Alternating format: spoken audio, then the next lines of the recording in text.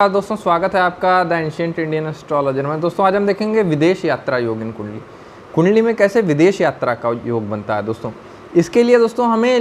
लग्न और आपका नवम भाव दोस्तों देखना पड़ेगा। लग्नेश का यदि संबंध नवम भाव या नवमेश से हो तो जातक उच्च स्तर की विदेश यात्रा करता है।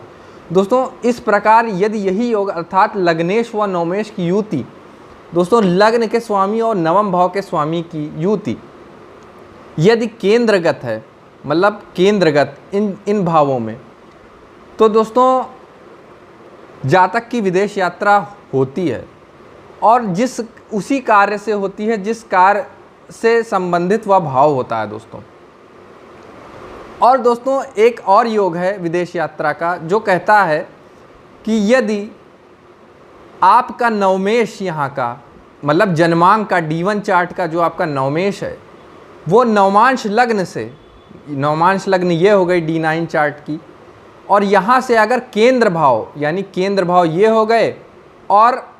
त्रिकोण भाव में दोस्तों स्थित है, आपका जो नवम भाव का स्वामी है वो केंद्रगत या त्रिकोण भाव में स्थित है दोस्तों,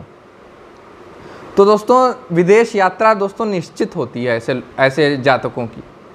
और दोस्तों ऐसा जातक किसी के द्वारा परिचय का मोहताज नहीं होता है। और एक योग दोस्तों ये भी कहता है यदि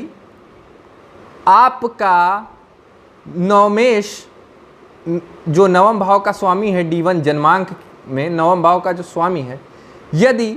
सप्तम भाव के स्वामी के साथ युति करके सप्तम भाव में ही बैठ जाए, यानी कि मान लीजिए आपका जो नवम भाव का स्वामी है वो A है और जो सप्तम भाव का स्वामी वो B है,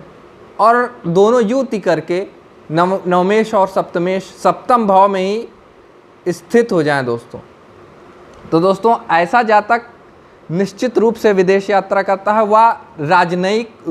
राजनयिक के रूप में दोस्तों विदेश यात्रा करता है दोस्तों।